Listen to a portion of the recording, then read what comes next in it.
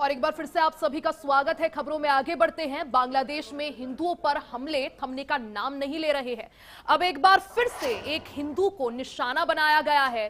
बांग्लादेश के नरसिंगदी जिले में एक बेहद दर्दनाक घटना सामने आई है। यहां अपराधियों ने एक 23 वर्षीय हिंदू युवक चंचल चंद्र भौमिक को सोते समय जिंदा जलाकर मार डाला। यह घटना शुक्रवार देर रात शहर के पुलिस लाइन इलाके में हुई। मृतक चंचल कुमिला जिले के लक्ष्मीपुर गांव के रहने वाले खोकन चंद्र के बेटे थे। शुक्रवार रात काम खत्म करने के बाद चंचल थकान के कारण वर्कशॉप के अंदर ही सो गया था। देर रात अज्ञात बदमाशों ने दुकान के शटर के नीचे से आग लगा दी। वर्कशॉप के अंदर पेट्रोल, मोबाइल और अन्य ज्वलनशील पदार्थ भारी मात्रा में मौजूद थे, इसलिए आग ने पलक झपकते ही विकराल रूप ले लिया। चंचल को बाहर निकलने का मौका तक नहीं मिला और दम घुटने और जलने के कारण मौके पर ही उसकी मौत हो गई। बांग्लादेश में एक बार फिर से अल्पसंख्यकों को टारगेट किया जा रहा है। इससे पहले भी कई ऐसे मामले आए थे, जब आपको याद होगा दीपू चंद्र दास का मामला, भीड़ ने पीट कर मार डाला, उसके बाद जला दिया।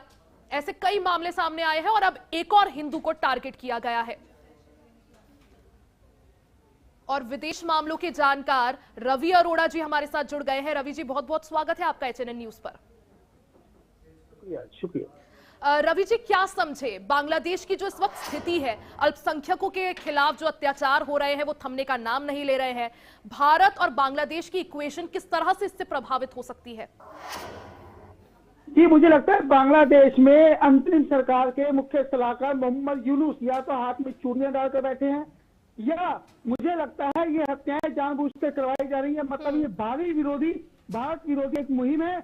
इसमें वहां पर हिंदुओं को जिंदा जलाया जा रहा है, मारा जा रहा है, बच्चियों को जलाया जा रहा है, और इस पर अभी तक यूनाइटेड नेशन का कोई भी बयान नहीं आना। दूसरी बात, इन पर अंतर्राष्ट्रीय कोर्ट के अंदर हत्या का मुकदमा चलना चाहिए मोहम्मद यूनुस पर, क्योंकि ये जिम्मेवारी उनकी बनती है, उनकी सरकार की बनती है। दूसरी बात, वहां पर चुनाव है और चुनावों से पहले करीब 1 महीने के अंदर अब तक करीब 11 लोगों की हत्याएं हो चुकी हैं। और सबसे बड़ी बात, वहां पे चाहे जमात इस्लामी की बात करें, इस्लामी आंदोलन बांग्लादेश की बात करें, ये सभी पार्टियां कहीं ना कहीं वहां पे शरिया कानून लागू करना चाहती हैं। मतलब साफ है कि वहां पर कट्टरपंथ पैदा करना और वहां पर एक नई जो है जिस प्रकार से इस्लामिक कट्टरपंथ के रास्ते पर चलाकर वहां पर भारत विरोधी मुहिम चलाने की तैयारी है। इसमें पाकिस्तान भी शामिल है, इसमें चाइना भी शामिल है, और कई यूरोपीय देश भी नहीं चाहते जो भारत आगे बढ़े।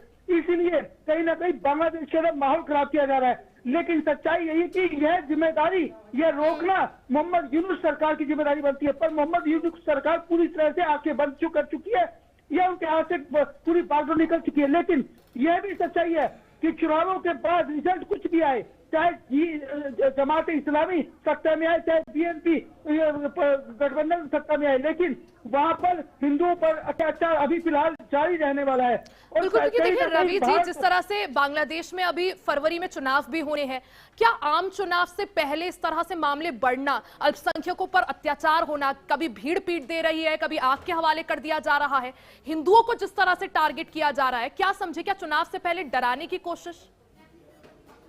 बिल्कुल, सच्चाई यही है कि वहां पे इस्लामिक कट्टरपंथ के नाम पर वहां पर यह दिखाने की कोशिश है कि अब कट्टरपंथी पार्टियां ही बांग्लादेश में राज करने वाली हैं। जिस प्रकार से पाकिस्तान कहीं ना कहीं आईएसआई और वहां की सेना भारत के साथ कहीं ना कहीं प्रॉक्सी वॉर छेड़कर अपने आप को वहां पे ताकतवर बनाती है और वहां के सत्ताधारियों को साइड का रास्ता दिखाती है, ऐसे ही बांग्लादेश में वही हाल होने वाला है कि वहां पे कट्टरपंथी पार्टियां जो है कहीं ना कहीं भारत विरोधी मुहिम चलाकर, भारत विरोधी नारे लगाकर, हिंदुओं को मारकर एक ऐसा माहौल देने जा रही है कि बांग्लादेश में पूरी तरह से इस्लामिक कट्टरपंथ लागू हो और वहां पे शरीयत का विरोध किया जा सके। और मैं समझता हूँ इसके पीछे कई विदेशी ताकतें भी हैं, लेकिन जिम्मेवारी इस समय मोहम्मद यूनुस सरकार की बनती है। उनका फर्ज बनता है कि वो हिंदुओं को बचाए, लेकिन शायद उनके इसी रवैये की वजह से भारत ने नॉन फैमिली की श्रेणी में बांग्लादेश को डाल दिया है और उनसे सारे डिप्लोमेट जितने भी थे उनकी फैमिली मेंबर को वापस बुला लिया गया है। तो मतलब साफ है कि भारत इस चीज पर कड़ी निगाह रखे हुए है। यानी जिम्मेदारी जो है वो वहां की अंतरिम सरकार की है। हालांकि फरवरी में चुनाव भी होने हैं, उससे पहले